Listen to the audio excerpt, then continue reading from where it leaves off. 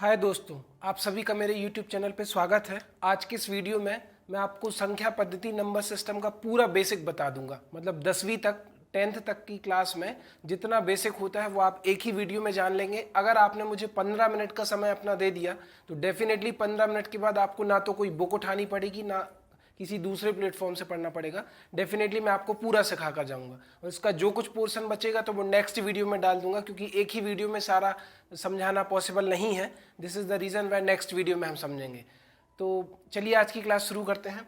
सबसे ऊपर लिखा हुआ है रियल नंबर, वास्तविक संख्याएं। वास्तविक संख्याओं को हमने दो भागों में बांटा, परिमेय संख्याएं और अपरिमेय संख्याएं। परिमेय संख्याओं को बोलते हैं रेशनल नंबर, अपरिमेय संख्याओं को बोलते हैं इर्रेशनल नंबर। परिमेय संख्याओं को फिर हमने दो भागों में बांटा, भिन्न और पूर्णांक संख्याएं। भिन्न मतलब फ्रैक्शन, पूर्णांक संख्या मतलब इंटीजर। पूर्णांक संख्या तीन प्रकार की होते हैं, धनात्मक पूर्णांक संख्या, जीरो पूर्णांक संख्या, ऋणात्मक पूर्णांक संख्या। Positive integer, zero integer, negative integer. धनात्मक पूर्णांक संख्याओं में आता है +1, +2, +3, +4, +5, +6 डैश डैश डैश, जहां तक आपको जाना हो। जीरो पूर्णांक में केवल क्या आता है, जीरो। और माइनस नेगेटिव इंटीजर ऋणात्मक पूर्णांक में आता है -1, -2, -3, -4, जहां तक आपको जाना है। तो पूर्णांक होता क्या है, एक ऐसी संख्या जिसका डिनोमिनेटर, जिसका हर हमेशा एक हो, उसको हम पूर्णांक कह सकते हैं, है ना। जिसका डिनोमिनेटर एक हो। मान लो जैसे मैंने लिखा +245/1, तो इसका हर कितना है, एक। आप इसको एक से भाग दोगे ना तो आंसर आएगा +245। -1704/1, तो तब भी इसका आंसर आएगा -1704। तो पूर्णांक का डिनोमिनेटर, पूर्णांक का हर हमेशा एक होता है, क्योंकि जैसे मैंने लिखा 100/1, तो 100 को एक से भाग देने पर कोई प्रभाव थोड़ी पड़ेगा। 100 में एक का भाग दोगे तो 100 ही रहेगा। तो पूर्णांक का डिनोमिनेटर हर हमेशा एक होता है। पूर्णांक संख्या तीन प्रकार की होती हैं, positive integer, zero integer, negative integer. इन धनात्मक पूर्णांक संख्याओं को हम नेचुरल नंबर और प्राकृतिक संख्याएं भी कहते हैं। इन धनात्मक पूर्णांक संख्याओं को हम नेचुरल नंबर, प्राकृतिक संख्याएं भी कहते हैं। प्राकृतिक संख्याओं की डेफिनेशन है जिन संख्याओं को हम गिन सकते हैं, जिनको बचपन में हमने स्कूल में पढ़ा है, जिनकी शुरुआत एक से होती है, जिनको हम गिनती बोलते हैं। 1, 2, 3, 4, 5, 6, 7 से लेके जहां तक आपको जाना हो, 104, 215, 5000, 10, ये सारी प्राकृतिक संख्याएं हैं। तो धनात्मक पूर्णांक संख्याओं को हम प्राकृतिक संख्याएं भी कहते हैं, याद रखना। और इन धनात्मक पूर्णांक संख्याओं में अगर मैं जीरो को शामिल कर दूं तो उसको कहेंगे होल नंबर पूर्ण संख्याएं। मतलब यदि प्राकृतिक संख्याओं में जीरो को शामिल कर दिया जाए तब उसे हम होल नंबर पूर्ण संख्याएं कहते हैं। तो आप क्या समझे, पूर्णांक संख्या तीन प्रकार की होती हैं, positive integer, zero integer, negative integer.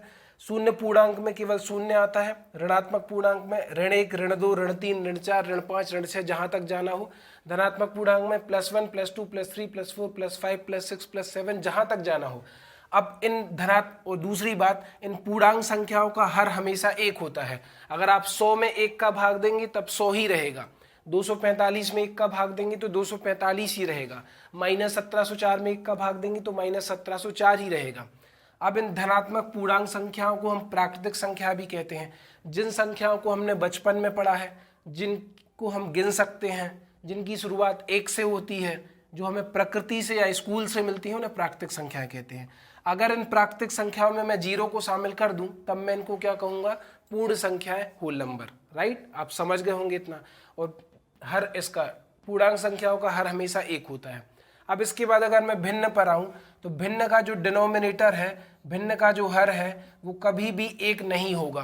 क्यों नहीं होगा, जैसे मान के चलो आपके सामने एग्जाम्पल लिखा हुआ है 100/1।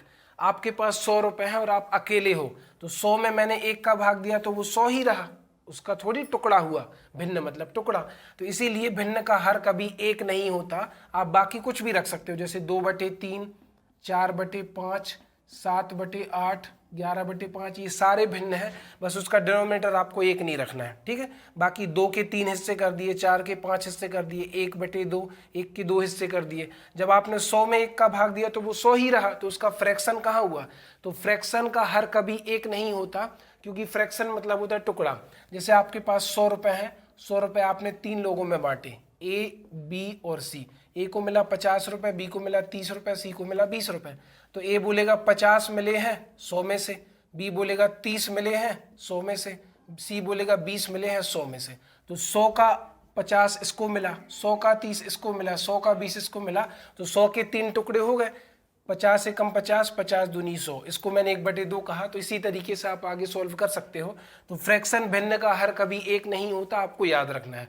तो आई थिंक आप इतना तो समझ गए होंगे, इसको मैं डिटेल में भी पढ़ाऊंगा, बस आप इतना समझ जाओ कि प्राकृतिक संख्याएं 1 से शुरू होती हैं, 1 से 1 2 3 4 5 6 7 8 9, आपको जहां तक जाना हो।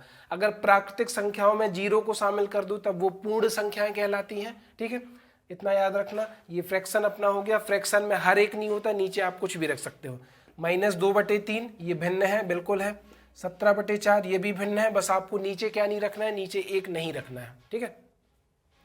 तो अब इसके बाद अगर हम बात करें रेशनल नंबर और इरेशनल नंबर, परिमेय संख्या और अपरिमेय संख्याओं के बारे में, तो जिन संख्याओं को हम P/Q के रूप में लिख सकते हैं और जहां पर P व Q पूर्णांक संख्याएं हैं, है ना, इसीलिए मैंने आपको पहले पूर्णांक संख्या पढ़ा था। जिन संख्याओं को हम P/Q के रूप में लिख सकते हैं, जहां P और Q पूर्णांक संख्याएं परिमेय संख्या कहलाती हैं, मतलब Q बराबर नहीं है 0 के, ठीक है। यहां पर मैंने क्या बोला, नीचे 0 नहीं आएगा, ऊपर 0 आ सकता है, नीचे 0 नहीं आएगा। तो जिन संख्याओं को मैं P/Q के रूप में लिख सकता हूं, जहां P व Q पूर्णांक है, ठीक, उसे मैं क्या कहूंगा, परिमेय संख्या, रेशनल नंबर, ठीक है। अब ध्यान से देखना आप इसके एग्जाम्पल, जैसे थोड़ा सा मैं ऊपर लिख दूं, 2/3, 4/5, 7/11, 0/1, 22/7, 14/15, ये सारे भिन्न हैं क्योंकि P का मान 2, Q का मान 3, P का मान 4, Q का मान 5। ये पूर्णांक है, धनात्मक पूर्णांक है। मान के चलो आपने लिखा -313/25, तो ये भी परिमेय संख्या है। ऊपर वाला ऋणात्मक पूर्णांक, नीचे वाला धनात्मक पूर्णांक। मैंने परिभाषा में क्या बोला था, जिन संख्याओं को हम P/Q के रूप में लिख पाए जहां P व Q पूर्णांक हो, तो धनात्मक पूर्णांक भी चलेगा। इस वाले में देखो P का मान 0 और Q का मान 1, 0/1 बराबर 0 हो गया। मैंने बोला था कि ऊपर 0 चल सकता है, P की जगह Q बराबर 0 नहीं हो सकता, ठीक है। और दोनों नेगेटिव भी हो सकते हैं, -313/-25, ये भी परिमेय संख्या है, माइनस से माइनस कट जाएगा तो बचेगा 313/25। तो आई थिंक आप परिमेय संख्या समझ गए होंगे। अब अगर मैं अपरिमेय संख्याओं की बात करूं, तो जिन संख्याओं को हम P/Q के रूप में नहीं लिख पाते, जिन संख्याओं को हम भिन्न के रूप में नहीं लिख पाते, वो अपरिमेय संख्या होती हैं। सबसे पहले तो जो रूट से बाहर नहीं निकलती, जैसे करनी 3, करनी 5, करनी 7, करनी 11, और पाई याद रखना, पाई भी अपरिमेय संख्या है। या फिर non terminating, non repeating decimal, देखो पॉइंट के बाद 2, 5, 8, 7, 9 अलग अलग नंबर आ रहे हैं और ये खत्म भी नहीं हो रहा, डैश भी लगा है, तो इसको बोलते हैं नॉन टर्मिनेटिंग, जो खत्म भी नहीं हो रहा, और नॉन रिपीटिंग, जिसमें पुनरावृत्ति भी नहीं हो रही। इस तरह के नंबर भी अपरिमेय संख्याएं कहलाते हैं। इतना आप समझ चुके होंगे। अब लास्ट में बचा रियल नंबर, वास्तविक संख्या।